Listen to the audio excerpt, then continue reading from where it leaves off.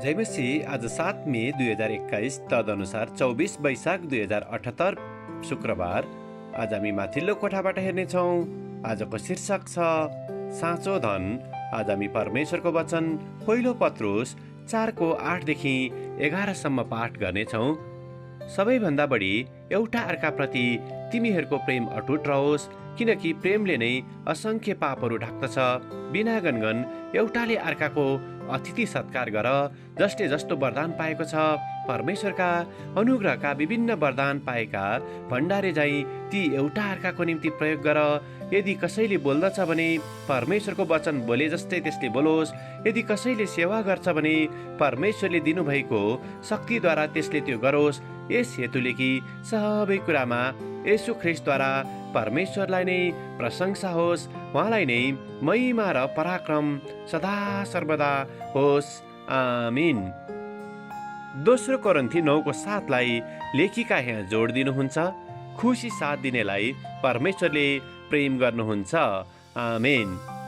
लेखिका आफ्नो अनुभव र विचारलाई यहाँ यसरी प्रस्तुत गर्नुहुन्छ। हरेक बिहानी आफ्नो घर बाहिरको बगैँचामा गएर चराचुरुङ्गी र लोखर्कीहरूलाई आहारा खुवाउन पाउँदा म निकै आनन्दित हुँदछु।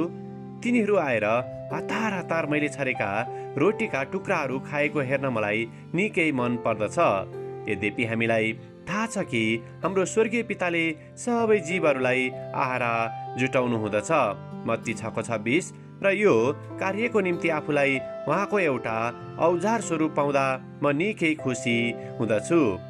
परमेश्वरको प्रावधान मबाट भएर पनि बग्दो रहेछ भन्ने कुरालाई जीवनमा थाहा गर्दा म निकै आशिषित हुँदछु। तर कहिलेकाहीँ मसँग प्रशस्त धन नहुँदा सायद मैले धेरै कुरा गर्न र दिन सक्दिनँ भनी म दुखी पनि हुने गर्दछु। यद्यपि म आफूसँग जे छ त्यसलाई नै दिएर आशिषित हुने कुरामा भने प्रयासरत हुँदछु। साथै म आफैलाई सम्झाउँदछु कि अरूहरूलाई दिनको निम्ति मसँग कुनै कुरा थोरै मात्रामा भए तापनि त्यो नै मेरो निम्ति साँचो धन हो। उक्त दिने कुरा सायद कसैको सङ्घर्षपूर्ण जीवनमा सहायता पुर्याउने कार्यहरू पनि हुन सक्दछन्। मेरो आर्थिक अवस्थाहरू जस्तो सुकै भए तापनि मैले कसैलाई असल वचन बोल्दा, कसैको दुःखलाई सुन्दा, कसैलाई खाना खुवाउँदा, परमेश्वरबाटको सल्लाह दिँदा, मिठो मुस्कान दिँदा, विचार योग्य व्यवहार गर्दा अथवा आफ्नो समय दिँदा पनि मेरो आत्माले रमाहाट गरेको थाहा गर्दछु।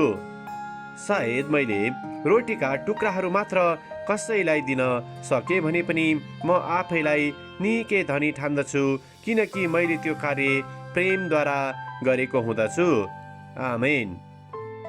आजको विचार, मेरो सानोभन्दा सानो उपहार कसैको निम्ति ठुलो आशिष हुन सक्दछ। प्रार्थना। प्यारो परमेश्वर, हामीलाई आनन्द साथ दिनको निम्ति सहायता गर्नुहोस्, जसरी तपाईँले हामीलाई विश्वसनीयताको साथ जुटाउनु हुँदछ। येशूको नाउँमा आमेन। आजको लेखिका भिक्टोरिया वाल्स, मोन्टाना, अमेरिका।